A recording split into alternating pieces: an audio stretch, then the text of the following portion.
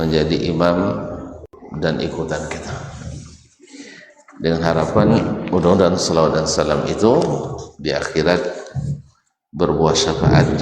Amin ya rabbal alamin. Ma'asyarul kiram, kita melanjutkan pelajaran bersama Imam Al-Bukhari rahimahullah melalui kitabnya Al-Jami' As-Sahih. Kita sampai pada Kitabu Al-Ghusli, itu kitab yang kelima dari urutan kitab yang ada dalam Sahih Al-Bukhari, yaitu Kitabul Ghusli, kitab tentang hukum-hukum dan adab-adab mandi. Masuk kepada yang kedua atau bab yang kedua, bab ghuslir rajuli ma'amra'atihi, bab tentang seseorang mandi bersama istrinya. Mandi bersama istrinya, artinya boleh mandi bersama istrinya. Dan apa kaitannya? Di antaranya dengan mandi adalah air yang dipakai secara bersamaan tadi tetap suci dan mensucikan. Qala rahimahullah ta'ala, hadatsana Adam ibn Abi Iyas, telah menceritakan kepada kami Adam ibn Abi Iyas, itu Adam bin Abi Iyas al-Asqalani. Qala hadatsana Ibnu Abi Dhi'b, telah menceritakan kepada kami hadis ini Ibnu Abi Dhi'b, yaitu Muhammad bin Abdurrahman ibn Abi Dhi'b al-Madani. Ini seorang fuqaha Madinah dan tinggal atau hidup di masa Imam Malik rahimahullah ta'ala, dan lebih senior dari Imam Malik. Tetapi Imam Malik lebih dikenal dan lebih, atau mazhabnya sampai hari ini masih eksis. Az-Zuhri, dari Az-Zuhri, yaitu Abu Bakar Muhammad ibn Muslim, Abu Bakar Muhammad ibn Muslim ibn Ubaidillah ibn Abdullah, yang dikenal dengan Ibnu Syihab Az-Zuhri, satu dari 6 tabi'in yang jadi perpustakaan sanad hadis, dan beliaulah yang pertama kali mengumpulkan hadis secara besar-besaran atas perintah Amirul Mukminin Umar bin Abdul Aziz rahmatullahi alaihi jami'. An Urwah, dari Urwah ibn Zubair bin Awam al-Asadi, ahadul fuqaha sab'ah, salah satu dari 7 fuqaha Madinah di masa tabi'in. Bila khilaf, an Aisyah, dari Aisyah ummul mukminin, Aisyah binti Abi Bakar as-Siddiqah binti Siddiq, qalat, dia berkata, kuntu aghtasilu ana wan nabiyyu sallallahu alaihi wasallam min ina'in wahid min qadahin yuqalu lahu al-faraq, min qadahin yuqalu lahu al-faraq. Saya mandi bersama Nabi sallallahu alaihi wasallam min ina'in wahid, dari satu bejana, artinya airnya sama-sama dari satu bejana, yang dalam riwayat setelahnya mungkin dijelaskan min qadahin yuqalu lahu al-faraq, dari yang disebut al-qadah, dari bejana yang disebut dengan qadah, yang isinya atau disebut dengan al-faraq, disebut dengan al-faraq. Di masa itu disebut al-faraq. Naam, qala Nawawi rahimahullah, al-farq atau al-farq dengan sukun ra atau dengan fathahnya, al-farq atau al-farq. Qala Nawawi al-fathu yani al-faraqu afsahu wa ashhar, dan dengan fathah lebih sahih, lebih fasih dan lebih masyhur, lebih fasih dan lebih masyhur.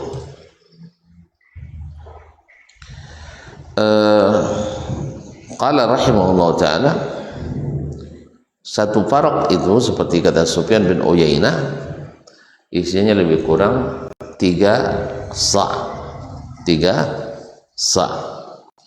Sebagian mengatakan 2 sa',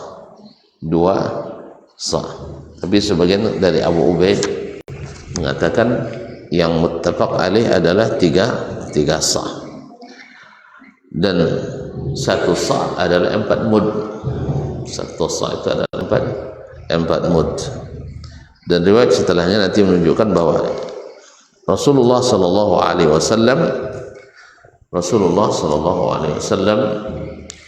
dia mandi dengan 1 sa'. Kadang 1 sa' tambah 3 mud, yaitu 1 sa' itu lebih kurang ya berapa cantiknya, 1 ganteng ya, 4 ini masukkan ke dalamnya, itulah satu sa', atau dalam apa disebut dengan samaniyatu artal, yaitu 8 ratb. Qala na'am min qadahin yuqalu lahu al-faraq, dikatakan daripada qadah yang disebut al-faraq. Kaum muslimin dan muslimat dirahmati Allah Subhanahu wa taala, hadis ini sesuai dengan judul bab menunjukkan bahwasanya dibolehkan laki-laki mandi bersama istrinya, karena sebagian orang mungkin mengatakan tidak boleh. Karena apa? Karena kalau mandi mesti bersentuhan, dan bersentuhan katanya membatalkan wudu. Ternyata Nabi sendiri alaihissalatu wassalam mandi bersama istrinya. Dalam riwayat lain, dalam hadis Maimunah dikatakan takhtalifu aidina, yaitu tangan kami saling beradu di dalam bejana itu. Berarti bersentuhan enggak? Bersentuhan. Oleh sebab itu, ini juga termasuk dalil yang menguatkan bahwa bersentuhan dengan istri tidak membatalkan wudu. Ini kadang-kadang karena keyakinan membatalkan wudu bersentuhan dengan laki-laki, sebagian besar jemaah haji kita yang wanita memakai sarung tangan. Ini kan akhirnya pakai sarung tangan, padahal jelas larangannya tak boleh memakai sarung tangan, karena ihramnya wanita pada muka dan kedua telapak tangannya. Nanti pakai sarung tangan ya, babuik sarung tangan pak, cuman sarung tangannya tuh siko aja, siko ndak. Nah, nyono pada anu ikut ikan pada anu aja lagi kan siko. Nah, kalau megang tangan bini siko pegang, kan siko pegang lah. Nah, jadi kaum muslimin muslimat. Dan lucunya di musim haji pula, tidak uji, tidak dipakai karena selesai ihram ditinggalkan. Entah di mana pula apa ijtihadnya, wallahu alam, saya nggak tahu. Dan kadang-kadang bikin ribut di kalangan jemaah.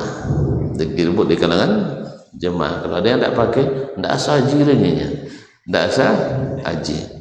Lah sampai WA pulang. Ya terjemah apa cara salah sibuk jemaah ini. Sampai tidak asal haji kalau tidak pakai sarung tangan. Begitulah kaum muslimin dan muslimat dirahmati Allah Subhanahu wa taala. Jadi Nabi alaihissalatu wassalam mandi bersama istri. Yang kedua, dari sini juga diketahui bahwa Apakah boleh laki-laki atau sebaliknya perempuan melihat aurat istrinya atau melihat aurat suaminya? Zahirul adillah, semua dalil zahirnya membolehkan, dan ini yang dikuatkan. Nah, dibolehkan walaupun tidak dianjurkan. Nah, tidak dianjurkan, tapi kalau terlihat itu adalah boleh, karena kalau mandi tak mungkin pakai cadar wangi. Mandi tentu seminim mungkin pakaiannya. Di sini juga jadikan dalil seperti kata Imam Daudi rahimahullah taala, bahwasanya ini juga menunjukkan bahwasanya suami boleh melihat aurat istrinya atau istri boleh melihat aurat suaminya. Dan ini dikuatkan oleh hadis yang dikuatkan oleh Ibnu Hibban dari jalan Sulaiman bin Musa, bahwa seseorang menanyakan boleh tidak laki-laki melihat faraj istrinya, maka dijawab oleh Atha, dan Atha menanyakan Aisyah menyebutkan ini dalilnya hadis ini berarti ketika mereka mandi berdua terlihat oleh masing-masing auratnya, dan itu dibolehkan, wallahu taala a'lam. Jadi dari hadis ini dipahami satu, bahwa hukum mandi bersama istri adalah dibolehkan, bahkan kalau boleh dianjurkan. Nah, yang kedua adalah boleh laki-laki melihat aurat istrinya atau istrinya melihat aurat suaminya. Yang ketiga, bahwa bersentuhan antara suami dan istri ketika mandi tidak membatalkan wudunya. Kemarin kita sudah bahas panjang, atau pertanyaan panjang kemarinnya, bahwa kenapa dia tidak berwudu lagi setelah mandi, karena dia berwudu sebelum mandi. Lalu ada pertanyaan, kalau seandainya batal wudunya di waktu mandi, apa wudu lagi? Maka saya katakan mesti wudu lagi, karena yang mandi itu adalah menyucikan hadas besar, sedangkan wudu menyucikan dari hadas kecil. Kenapa Nabi tidak berwudu lagi setelah mandi? Karena tidak batal wudu Nabi alaihi salatu wassalam, wallahu taala a'lam. Baik, bab yang setelahnya, babul wusli bis-sa'i wa nahwihi. Bab tentang mandi dengan satu sa' atau seumpamanya. Artinya memakai air yang sedikit cukup tidak untuk mandi janabat. Apakah cukup untuk mandi janabat? Nah, qala rahimahullah ta'ala hadatsana Abdullah ibn Muhammad, telah menceritakan kepada kami Abdullah ibn Muhammad al-Ju'fi al-Bukhari. Abdullah ibn Muhammad al-Ju'fi al-Bukhari yang dikenal dengan al-Musnadi, karena beliau sangat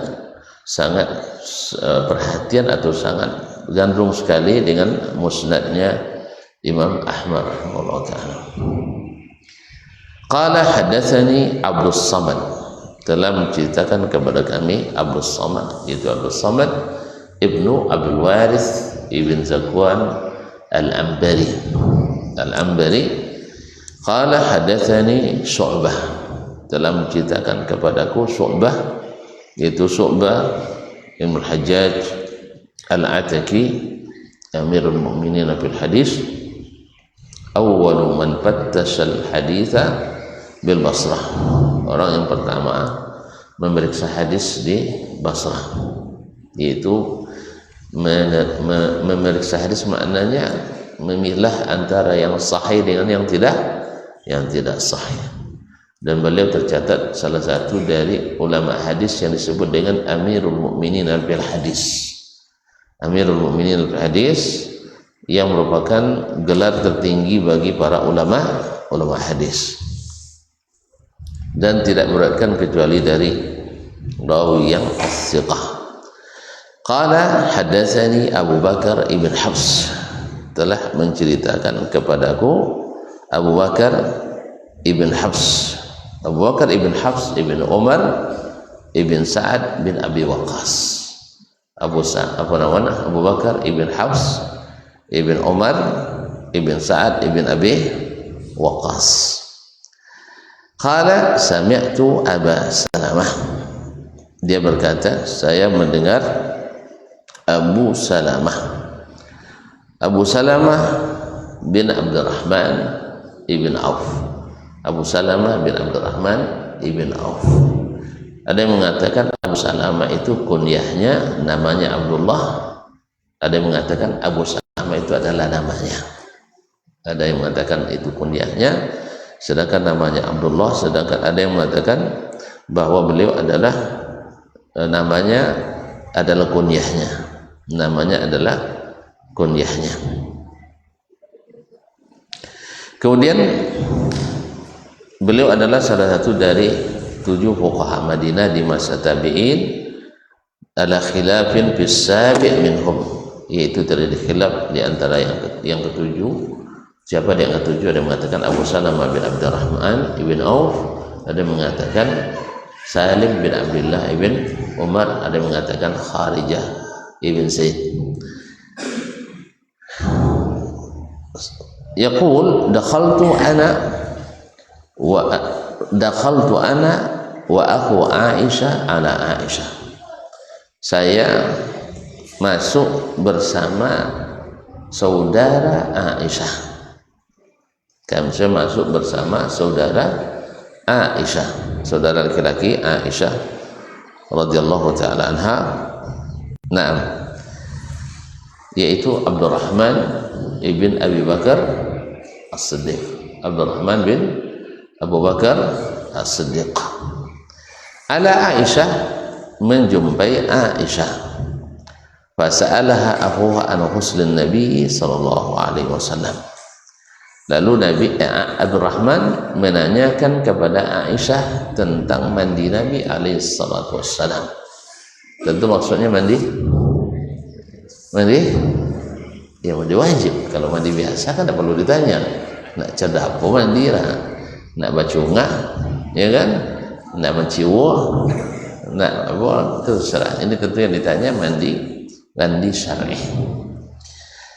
Pada adbi ina'in, maka dia meminta didatangkan sebuah bejana nahwin min sa', tentu maknanya bejana yang berisi air sekira 1 sa'.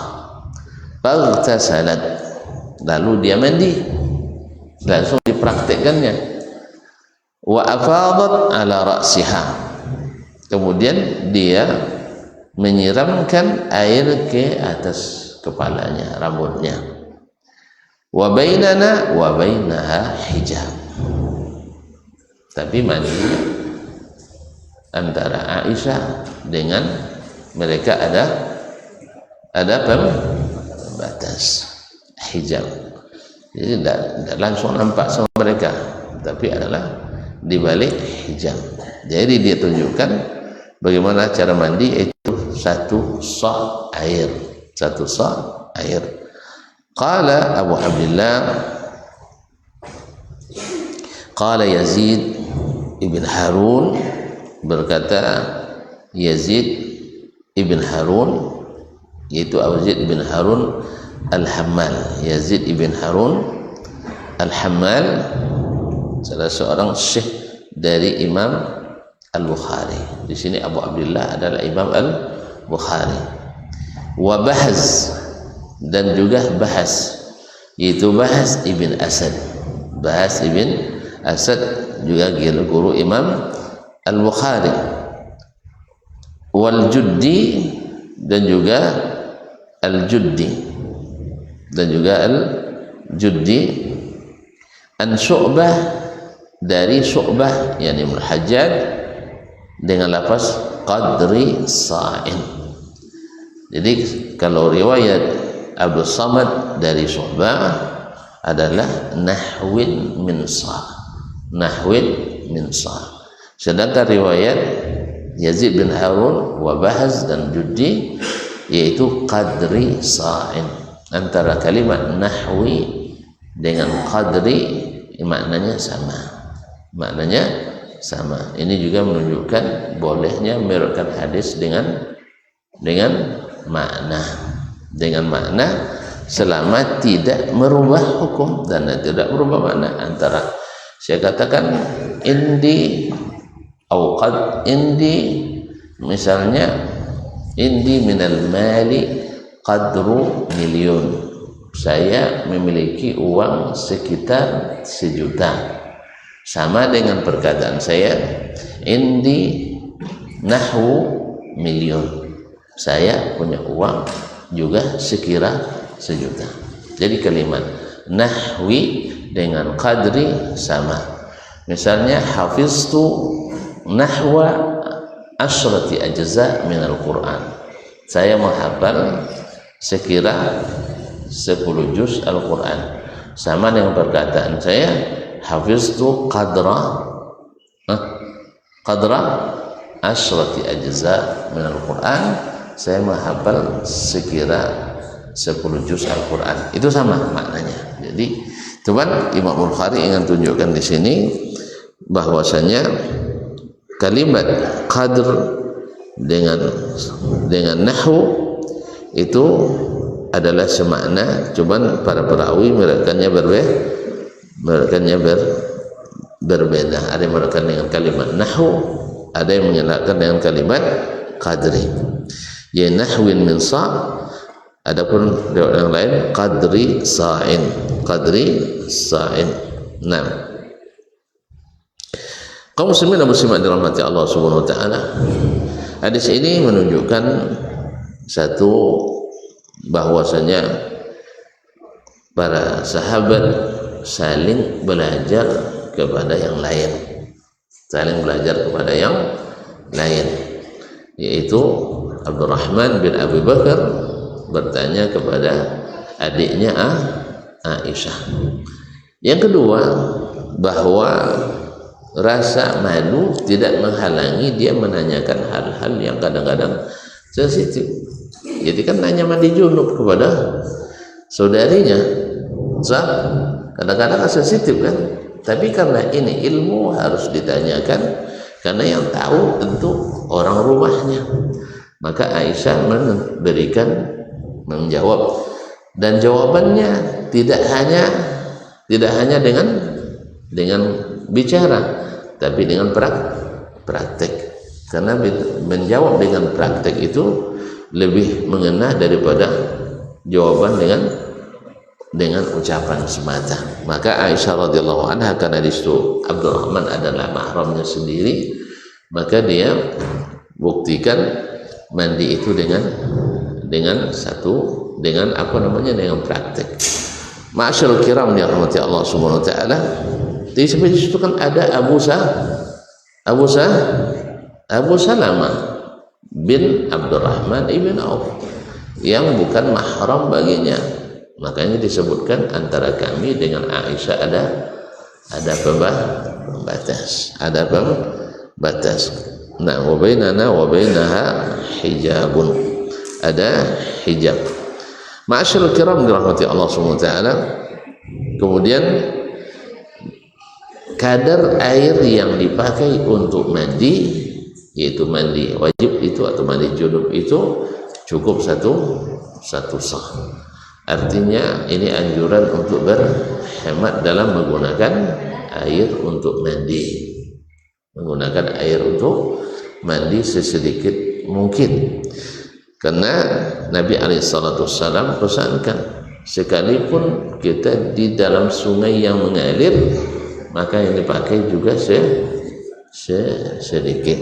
Nah, oleh Nabi alaihissalam disuruh memakai sedikit air. Ma'asyiral kiram yang dirahmati Allah Subhanahu wa taala. Kemudian dalam hadis ini pula ditunjukkan cara mandi pertama dimulai dengan membasahi kepala dulu sebanyak 3 kali, kemudian baru disiramkan ke seluruh tubuh, Nah, satu sok apa cara mandi dia? Pada cuba lah, Nah, dalam pada terutama lu pada ada pada cuba lah. Ada pada cuba? Coba lah sekali so. Nah, asal-asal tak nyaman saja. Dan itu dulu yang terjadi pada Hasan bin Ali bin Abi Thalib. Dia bilang, oh tak cukup sebab rambut saya sangat lebat, karena Hasan rambutnya lebat sekali dan dia sangat mirip dengan datuknya Rasulullah Sallallahu Alaihi Wasallam. Lalu disebutkan oleh perawinya, kalau salah juga Ummul Mukminin Aisyah atau Ummu Salamah, laqad kana yakfihi man huwa aktsaru au aktsar syahran minka. Orang yang lebih lebat rambutnya darimu cukup mandi satu sah, yakni Rasulullah Sallallahu Alaihi Wasallam. Nah, dia kan alasannya rambutnya lebat. Nah, lalu dia katakan dulu Nabi rambutnya lebih lebat dari rambutmu, tapi cukup mandi satu sah. Apalagi orang tidak bau, apalagi kita yang tidak berambut. Nah, kan wudhu, kalau wudhu sekikol apa cubanya? Wudhu setengah botol ini sudah biasa coba. Cuma kalau main di satu sok, tidak kue buruhan. Nah, alun pernah berbuat, Allah musta'an. Insya Allah kan dibuat, karena harus minimal sekali dilaksanakan kan. Kaum muslimin dan muslimat dirahmati Allah Subhanahu wa taala. Kemudian di sini juga Imam Al-Bukhari juga menunjukkan perbedaan para perawi dalam meriwayatkan hadis sebagai tanda amanahnya dalam menyampaikan hadis Nabi alaihi salatu wassalam dan menunjukkan bagaimana hafalannya terhadap perbedaan riwayat para perawi. Nah, kemudian hadis yang kedua dalam bab yang ketiga ini qala, hadatsana Abdullah ibn Muhammad, telah menceritakan kepada kami Abdullah ibn Muhammad al-Ju'fi al-Bukhari yang dalam sanad sebelumnya ini dikenal al-Musnadi. Qala hadatsana Yahya ibn Adam, telah menceritakan kepada kami Yahya ibn Adam. Qala hadatsana Zuhair, telah menceritakan kepada kami Zuhair, yaitu Zuhair ibn Harb, Zuhair bin Muawiyah, Naam, wa an Abi Ishaq, dari Abu Ishaq, yaitu Abdullah ibn Amr as-Sabi'i, dikenal dengan Abu Ishaq as-Sabi'i, salah satu dari 6 tabi'in yang menjadi perpustakaan sanad hadis waktu itu. Ada 6, salah satunya adalah Abu Ishaq as-Sabi'i di Kufah. Qala hadatsana Abu Ja'far, telah menceritakan kepada kami Abu Ja'far, yaitu Muhammad ibn Ali ibn Husain ibn Ali ibn Abi Thalib, terkenal dengan anaknya Ja'far bin Muhammad an abihi an jaddihi, Ja'far Muhammad an abihi an jaddihi, yani Al-Husain, al-ma'ruf dengan Al-Baqir, kenal dengan Abu Ja'far Al-Baqir. Nah, qala rahimahullah annahu kana inda Jabir bin Abdullah, dia huwa wa abuhu, dia dan bapaknya bersama Jabir bin Abdullah, itu Jabir bin Abdullah ibn Amr ibn Haram al-Ansari al-Khazraji, sahabat junior Nabi alaihi salatu wassalam, dan juga ayahnya juga sahabat Nabi alaihi salatu wassalam. Kisahnya adalah kisah yang masyhur dengan ada beberapa kisah dengan Nabi alaihi salatu wassalam, di antaranya adalah kisah ketika perang Ahzab, Nabi dan para sahabat dekat dalam keadaan kelaparan, Akhirnya dia pulang masakan satu ekor kambing, satu sak tepung, lalu dimasak, lalu bisik-bisik Nabi alaihi salatu wassalam, ya Rasulullah, ada makanan sedikit, ya, makanan sedikit cukup untuk 5 atau 6 orang, kambing siku 5 atau 6 orang. Jadi jangan heran lah, mau Arab kue hafalan bodoh kalau ubi saum pun salah. Allah musta'an. Kaum muslimin dan muslimat dirahmati Allah. Lalu Nabi alaihissalam dalam suasana sulit seperti itu tidak mau kenyang sendiri, padahal sahabat yang lain lah lapar. Akhirnya diumumkannya di depan pasukan semuanya, kita makan di rumah Jabir bin Abdullah. Melihat itu Jabir lari ditampukkan pulangnya. Ia bicara sebanyak itu, kalau tidak salah 1.600 pasukan yang sedang menggali parit waktu itu. Nah, tiba-tiba diundang untuk makan makanan 6 orang. Antu lari di ke rumah, dek bicara apa bang? Nabi dibuang sodokong. Bini ada pernah risau ketika sahabat tamu banyak lainnya kan, apa kan eventnya sahabatnya lah, tamu itu datang dengan rezekinya.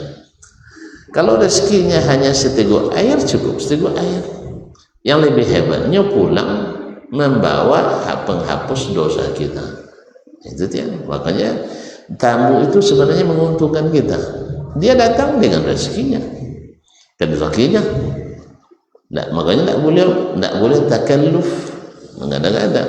Apa yang ada saja, apa yang ada ayu kutio ajak bono ayu bacua boleh aja. Nah, ayu bacua kalau zaki ini tidak azan saya. Azan dulu silakan.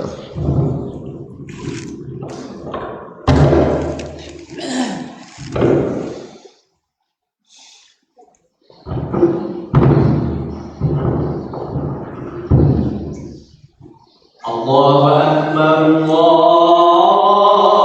Akbar, Allahu Akbar,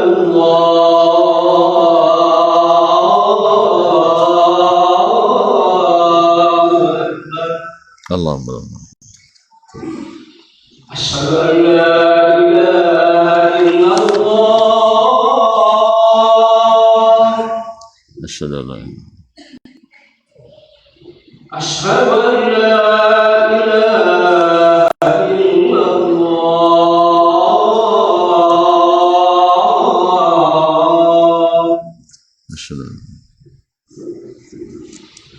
أشهد أن محمدا رسول الله.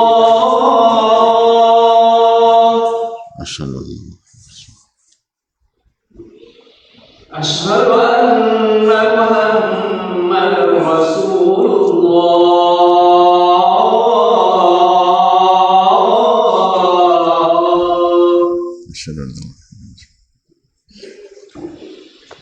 حي على الصلاة.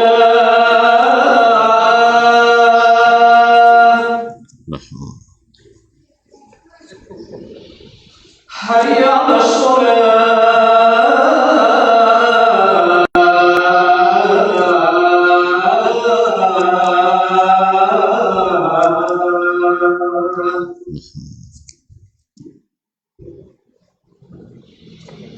حي على الفلاح.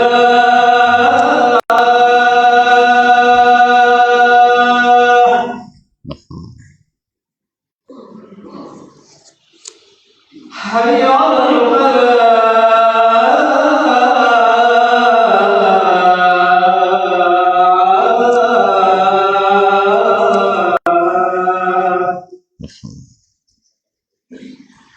الله أكبر، الله أكبر. لا إله إلا الله.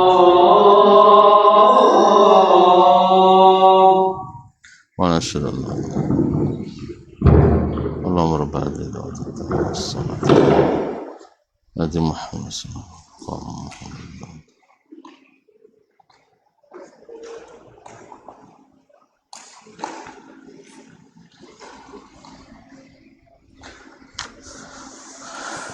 Baik.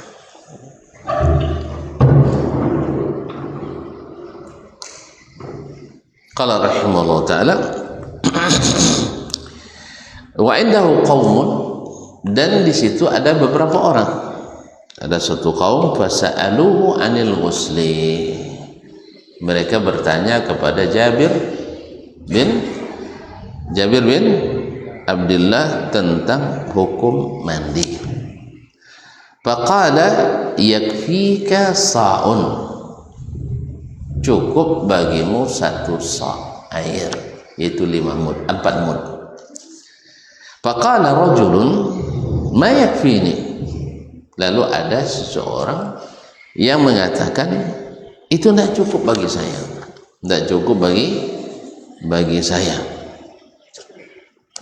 Dan satu orang ini dalam riwayat disebutkan bahwasanya dia adalah Hasan ibn Ali bin Abi Thalib, adalah cucu Nabi alaihi salatu wassalam. Faqala Jabir mengatakan, kana yakfi man huwa awfa minka sya'ran, kamu bilang tidak cukup karena di riwayat lain disebutkan alasannya ana awfaru sya'ran, saya punya rambut yang lebat. Lalu dia tanyakan, dijawab oleh Jabir, kalau alasanmu rambutmu lebat, dulu orang yang lebih lebat rambutnya cukup baginya mandi satu sa'. Nah, wa khairum minka, dan dia lebih baik daripadamu, thumma ammana fi thawbin. Kemudian Jabir radhiyallahu taala anhu salat mengimami kami dalam satu pakaian. Ini kembali kepada masalah boleh tidak seorang salat dengan satu kain. Anda kalau boleh, bagaimana cara memakainya? Kaum muslimin dan muslimat yang mati Allah, hadis ini juga masih menunjukkan seperti judul babu al-ghusli bis-sa'i wa nahwi, bab tentang mandi menggunakan satu sa' air atau sekitar itu, atau sekitar satu sa'. Di sini Jabir bin Abdullah ditanya oleh orang tentang air untuk mandi, karena jawabannya cukup satu sa', berarti pertanyaannya tentang kadar air untuk mandi. Maka dijawabnya cukup. Ada yang mengatakan tidak, saya tidak cukup bagi saya. Alasannya ana awfaru sya'ran, saya rambutnya sangat lebat. Lalu Jabir jelaskan, kalau alasanmu rambut lebat, dulu orang yang lebih baik darimu dan dari lebat rambutnya cukup mandinya satu sa'. Ini juga menunjukkan anjuran mandi satu sa'. Thumma ammana fi thawbin, kemudian Jabir mengimami saya dengan memakai kain satu helai pakaian. Ma'asyarul kiram dirahmati Allah, hadis ini menunjukkan satu, ya, para sahabat atau para ulama dulu bertanya kepada para sahabat tentang mandi, dan sahabat selalu menjawab dengan hadis Nabi sallallahu alaihi wasallam. Yang kedua, kalau ada yang keberatan menerima hadis Nabi sallallahu alaihi wasallam dengan alasan, maka dia akan jawab juga dengan hadis Nabi sallallahu alaihi wasallam. Apa hadis Nabi? Kalau kau bilang tidak cukup, Nabi cukup baginya, padahal Nabi lebih baik daripadamu. Kan kadang orang tidak cukup berarti kan tidak sampai air katanya. Tidak, Nabi bilang sampai. Maka kenapa Abu bilang tidak sampai. Kemudian berhukum apa namanya, salat didahulukan orang yang lebih bagus hafalannya, yang lebih banyak Qur'annya. Dan dalam hal ini Jabir adalah salah sahabat yang menghafal Al-Quran dan dia lebih mulia dari yang lain, maka dia menjadi imam. Yang keempat, bahwa memakai atau salat dengan satu pakaian itu dibolehkan, tapi dengan syarat harus tertutup pundaknya. Nah, harus tertutup pundaknya seperti dijelaskan oleh hadis Muslim dan lain-lainnya, bahwasanya Nabi alaihissalam melarang, hadis Bukhari dan Muslim dari Zaid bin Khalid al-Juhani, bahwa Nabi melarang seorang laki-laki salat tanpa menutup kedua pundaknya. Nah, Rasulullah SAW ayyusalli ar-rajulu wa laysa ala katifaihi syai'un. Nabi melarang seseorang salat dengan tidak menutup kuduknya. Tapi apa hukumnya membatalkan salat terbuka bahu? Tidak, tetapi mengurangi pahala dan adab salat. Sah salat kalau sempat tonton misalnya salat pakai anduknya, tapi dengan syarat anduknya bersih, ia tertutup antara pusat sampai lutut, sah salatnya, tapi tidak beradab, karena Allah katakan khudzu zinatakum inda kulli masjid. Dan Nabi melarang pula salat tanpa menutup pundak. Lalu gimana? Boleh pakai satu? Boleh. Bapak coro dia? Dengan mengikatkannya di pundak. Dengan mengikatkannya di pundak. Yaitu rida. Cuman pakaian rida orang tuduh kan luas atau lebar. Nah, betul-betul nanti kalau nak tahu misalnya, lihat nanti kalau pergi umroh itu yang dipakai oleh orang-orang Afghanistan atau orang Pakistan itu kan dipakainya sebagai begini, apa namanya, rida, apa namanya, selendang yang dipakai di bahu, apa namanya, tidak sel. Kalau sel pendeknya itu bisa untuk selimut bisa juga, untuk kesawung bisa juga, untuk sebagai tidak semiri kenek weh, tidak semiri dah. Rida kain godang panjang le 2 meter, lawe bidangnya le 1,5 meter. Nah, jadi kalau dipakai kata pundak tertutup sampai ke bawah lutut, pahamnya? Ataupun nomor tidak apa nyebut nomor ya. Kalau aja semiri tidak semiri tidak amor lah, sal tidak jauh amor lah. Makanya dah kecuali dia sampai salnya orang Afghanistan. Ayolah, sal Afghanistan. Kalau Afghanistan tu kadang sebola dibantang deh tu air lolok, sebola jadi selimut. Lawer tak? Mana kau nak Afghanistan berdawat? Mana kau nak Afghanistan berdawat? Gabil lah. Kan orangnya lah. Pernah nengok? Itu dia. Dan tak pernah nengok, pernah sama masak dia. Jadi nak tentu ya tuntut. Jadinya masak tu bertiga, daging 3 kilo, bawang 3,5 kilo, kentang 4 kilo. Siapa orang 3,5 kilo lah, saya kotak kenek tu. Tomat 3 kilo lah. Itu tiru. Daging 3 kilo, bawang 3 kilo, bawang bombay, kemudian kentang 3 kilo, 3,5 kilo. Sekitar itulah. Tomat sekian lah. Batigo. Abinya makan sekali makan batigo. Dayan masak tuk balimo. Daging 1 kilo. Kentang tengah 2 kilo. Tomat tidak sampai 1 kilo. Bawang 2 buah. Itu campur macam kene. Tuk 2 kali makan balimo. Tentu kan tidak sama kadang itu kan. Tapi memang tidak sia-sianya makan sebanyak itu loh. ketika pindah mangkek 5 hari wasiru kami bampek ndak kena ampek kali wanti. Nah, inya seorang ajinya ndak ada wanti nah. Dari lantai 3 di unit 2 kepindah ke unit 1 ke lantai 4. Ndak ke wanti. Ada tu jangan rengkang bawa dia. Jangan rengkang. Itu. Itu wajar kan? Banyak itu makan tu tak kadang tenaga. Kaum muslimin. Jadi mereka punya selendang besar yang kadang-kadang dipakai untuk alas tidur sebagian untuk selimut. Panjang badan semua tentu rajinnya kan. Atau di atas 180 kan?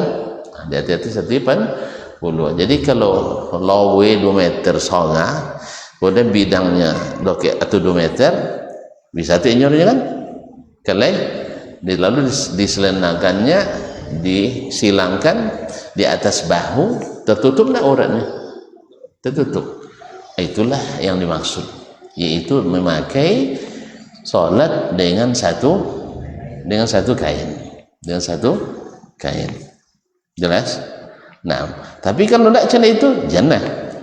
Anduk lah tu lilin tu ke batu kudu. Kalau lilin ke kudu, tertutup aurat. Enggak. Jadi sawung tengok dulu-dulunya.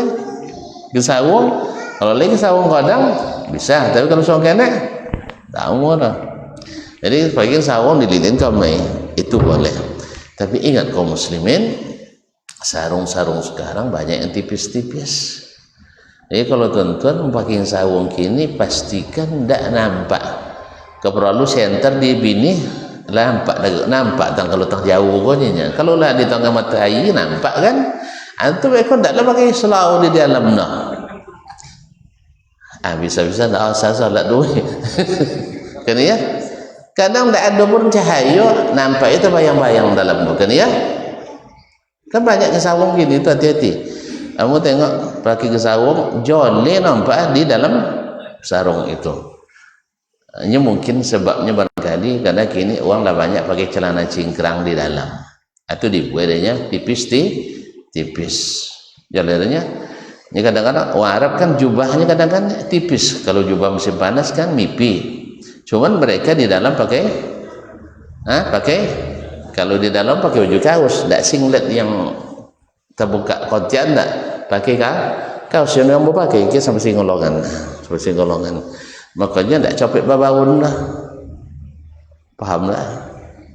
Nya polur sikon tidak langsung ke baju body lu doang. Tapi kalau nak pakai singlet terbuka kotian, itu dia capek baun tu. Atau tidaklah pakai apa gitu. Makanya mereka tidak pakai macam itu lah, rata-rata pakai baju kaos tipis.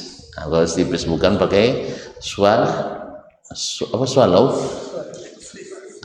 swan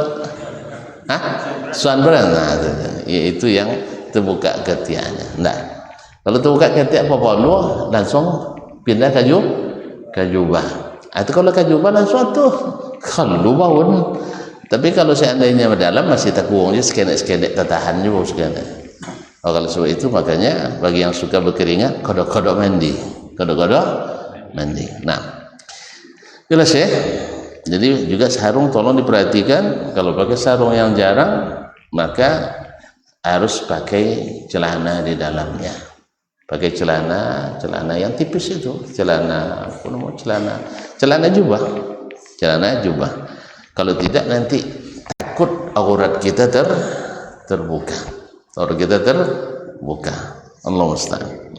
Baik, kaum muslimin, tinggal satu hadis. Qala rahimahullah, hadatsana Abdullah Qala hadatsana Abu Nu'aim, telah menceritakan kepada kami Abu Nu'aim itu Fadl Ibn Dukain Al-Wasri. Ada kisah sebenarnya tapi waktu kita sudah ini. Qala hadatsana Ibnu Uyainah, telah menceritakan pada kami Ibnu Uyainah Sufyan bin Uyainah Al-Hilali Abu Muhammad Al-Makki an Amrin, dari Amr, yakni Amr ibn Dinar Al-Makki, salah satu dari 6 tabi'in yang menjadi perpustakaan sanad hadis. An Jabir ibn Zaid, dari Jabir ibn Zaid an Ibn Abbas, dari Ibn Abbas, Abdullah bin Abbas radhiyallahu taala anhu, anna Nabi sallallahu alaihi wasallam, ada Nabi sallallahu alaihi wasallam, wa Maimunata, dan Maimunah, kana yartasilani min ina'in wahid, keduanya mandi bersama dari satu bejana. Dan kalau tadi kan Aisyah, sekarang Maimunah. Ibnu Abbas adalah keponakan kandung Maimunah, karena ibunda Abdullah bin Abbas adalah Safiyah bintul Harith al-Hilaliyah, dan ini eteknya Maimunah bintul Harith al-Hilaliyah. Beliau masih kecil, sering bermalam di rumah Nabi alaihissalatu wassalam bersama eteknya. Kadang-kadang dia tidur di antara Nabi dan Maimunah. Jadi Nabi sebelah sini, Maimunah sebelah sini, Abdullah bin Abbas di tengah-tengah. Karena anak saudari perempuan seperti anak kita sendiri. Bibi kita sama dengan ibu kita sendiri. Ya. Tapi kalau tanya baliknya kenek bung. Karena Abdullah bin Abbas lahir 3 tahun menjelang hijrah. 3 tahun menjelang hijrah. Nabi wafat umurnya baru 13 tahun. Berarti selama Nabi barangkali belum, saya tidak tahu kapan baliknya, tapi sepertinya belum balik. Jadi selalu bersama Nabi alaihissalam, tidur di rumah eteknya Maimunah. Sehingga banyak hadis-hadis yang boleh dikatakan hal-hal yang sifatnya pribadi Nabi, tapi dilihat oleh Abdullah bin Abbas radhiyallahu taala anhuma. Di antaranya ini mandi bersama, walaupun tak disaksikannya langsung, tapi kan dia tahu, kan tentunya walaupun tak nampak. Iya, contoh ambo pernah malam rumah kawan tu, mak jaya mandi sama-sama tu untuk bercerita tentu dia malamnya mandi sama, kan ya, apa dia tentu nyabunya ayunya, iya, diwi dan bangnya itu kan nggak ada paham maknanya tak mesti nampak dia dayan dah, tapi tentunya masuk mandi wadu itu ya, pahamnya. Alhamdulillah la tutura, tapi masih tetap mandi wadu. Ada modal lah mandi sarang tahu ini. Bapa lah nak mandi wadu sebelum subuh lah bangke. Bekok tibunya lah. Lalu tu bila mandi. Salah awak man. Kan salah awak. Ki modal lah cuba dia bakun. Allah musta'an. La ilaha illallah. Jadi Abdullah bin Abbas menceritakan bahwa Nabi alaihissalatu wassalam mandi bersama Maimunah min ina'in wahid, dari satu bejana. Artinya pertama sesuai dengan bab, mandinya dengan air yang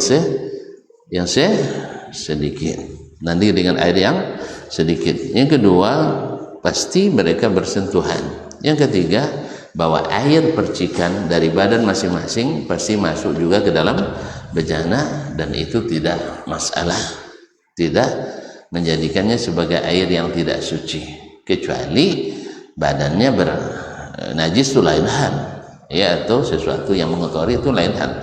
Tapi kalau hanya air badan percikan itu masuk ke dalam bejana, itu tidak menjadikannya air yang tidak biasa dipakai untuk mensucikan, seperti yang disebut dalam mazhab Imam Syafi'i rahimahullah, disebut air musta'mal, asal karena percikan sedikit dipakai sekarang musta'mal, dan ini sebenarnya tidak sahih, wallahu taala alam kalau itu yang dimaksudkan. Kemudian waqala Yazid bin Harun wa Bahz wal Juddi an Syu'bah qadri sa'in, kembali dijelaskan oleh Imam Al-Bukhari, yaitu Yazid bin Harun syekhnya, wa Bahz bin Asad juga syekhnya Al-Basri, wal Juddi dari Syu'bah dengan lafaz qadri sa'in, sekira satu sa'. Ya, kalau sekira satu sa' bisa lebih, bisa enggak, kurang enggak ada. Karena berdua mandinya. Itu tandanya bahwa sedikit pun air cukup untuk bersuci, cukup untuk bersuci. Masyaallah kiram rahmatullah. Kemudian mungkin perlu diingatkan pula ini, ya, karena harus sering diingatkan, walaupun untuk mandi sedikit, tapi untuk menyiram bekas yang dikeluarkan harus banyak. Sebab apa? Karena bermudarat. Ya, ini untuk mandinya harus berhemat. Untuk wuduk masih berhemat, tapi untuk menghilangkan mudarat harus sampai hilang. Apalagi sudah makan joyang. Apalagi sudah makan yang tak cukup secibuk doh, tak cukup segayung lah. Sebab menderita dia di puluhan orang setelah itu. Ya. Tak boleh langsung hilang lah. Kalau lambek siram, kalau suah beeko saja mau siram, tak bisa. Tak bisa gayu loh. Harus pakai apa nama Pixel, harus pakai Baiklin, harus pakai pengharum. Oleh sebab itu ingat, dimanapun kita berada, air untuk menyiram harus sampai hilang. Kok hilang dek dua, dua lah sudah itu. Aduh lendak. Kalau hilang bau. Ini kadang subhanallah tiba di situ tak kena hebat lah. Ya tiba di situ hebat.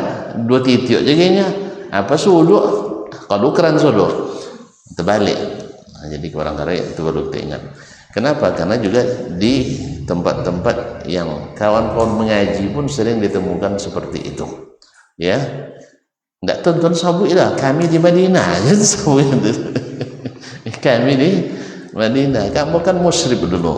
Kamu di lantai 4 musyrib bersama satu kawan di doktoral dari Maroko, satu dari Afghanistan. Ya, kita cerita Afghanistan paham dulu kan? Satu Afghanistan, satu kami bertiga sekamar, musyrib di situ. Nomor 1 kamar nomor 1 pas dok kayak WC. Lalu sekurang jam lah disuci dek cleaning service lah, masuklah bangun lihat ke kamar, dibuat angin dan tengok kawasan tu dia. Kalau lah uang salah satu dari kan uang calon ustaz di boleh kampung tu kan, ya dari jenis-jenis tertentu, bangsa-bangsa tertentu, dan tandai itu. Dalam tandai kalau mau turun mau jarang siram mau gini nyuruh aja selesai asal itu lain itu tinggal tuang dan bau tidak tanggung lah. Ini banyak makan bawang putih, banyak makan kan tadi sobek mah 3 kilo sekali masak. Akhirnya itu turun. Nah menderita tentu kami atau pak saudara bos lang orang no nyari isa dokek. Kadang tak sekadar boyo kene juga orang pun tak siram gitu. Atau masuk kojo cleaning service orang kojo ke. Bodoh mabuk lo di kamar tak dapat belajar kan? Setengah jam saya itu lah tiba lah ngelawan lah ande kojo lo kalau nyerah. Jadi tolong itu jangan ditiru. Tolong jangan ditiru. Ada siapa salah seorang dokter saat kita juga ketika belajar di salah satu negara di Timur Tengah, jangan sabu ya. Jadi tahu kalau potong bocitong dari Ustaz Zezen kamu kan. Jadi petawur Ustaz Syanu katanya seniornya, wawa sikonya. Kalian kalau pergi berjalan, jangan konyang ndaknya. Jangan dalam keadaan jangan banyak makan. Apa itu? Supaya jangan pergi ke WC. Pergi ke WC. Sebab mereka WC di siko tidak ada nombor siram, tidak ada nombor siram. Jangan ke WC di tempat orang umum, di WC di kampusnya tidak siram. Itu budaya. Kecil tidak ada ayu, ada sungai Nil situ. Nah, ya ada sungai lewat ini kan sungai Nil kan melewati 5 negara kan. Salah satu negara itu dilewati oleh sungai itu. Ada ayunya tapi mau lebih biasa. Nya mungkin jak kenek dulu di padang Sahara aja jadi pakai batu aja kan. Gini buat WC. Jadi kawan-kawan Indonesia kan macam dia kalau di asrama tu dikunci cik dah musammo. Sudah itu diduplikat kunci dah. Jadi kalau WC Indonesia orang Malaysia dia kan pakai kunci khusus. pakai kunci khusus. Kalau tidak lain tidak terlampau orang. Kalau mereka biasa, bagi mereka biasa. Aja dia buat kebiasaan tu ke awak dah kena biasa lah. Apalagi sudah makan jawang jopo patai atau sudah mokok. Ajik lah jen mokok dia. Dia dalam. Sama sudah itu dah. Aku sebanyak-banyak lah ke musim haji, musim umrah saya pokok dek okok. Nyadan dalam pesawat kan tak boleh mokok dah. Kawasannya pergi WC pergi mokok Pak Haji tu. Pergi mokok ada dah. Dia tu lama malah. Aku lama apanya. Botan tu setelah awak masuk sudah itu auzubillah. Tak sekian pun mokok dah. Karena banyak wangi besen ke hidung sini kuah. Tak je hilang. Minyak wangi bersemprot ke hidung dah hilang dah. Pakai masker. Itu. Jadi auzubillah. Jadi kau buat? Jadi kalau untuk menyiram menghilangkan mudarat tidak boleh berhemat. Karena ad-dararu yuzal. Karena mudarat itu harus dihilangkan. La darara wala dirar. Tidak boleh datang mudarat pada sendiri dan mudarat pada orang lain. Ini yang kau itu terinspirasi dengan hemat pakai air. Ini untuk menghilangkan hadas. Tapi kalau menghilangkan najis harus sampai hilang botol. Jadi segati-gati kaki kawan dia sudah itu. Jangan ya. Ini kalau tidak dihilangkan, jadi ganti kaki kawan sudah mijak. Maka oleh sebab itu kaum muslimin perlu diingatkan, walaupun tidak secara langsung atau tidak ada dalam hadis, tapi karena munasabahnya nanti jangan dipahami hemat pakai air berwudu, hemat pakai air bersuci, pas menghilangkan najis juga berhemat sehingga menjadi penyakit bagi yang lain. Wabillahi at-taufiq. Terima kasih dan mohon maaf. Wallahu taala alam.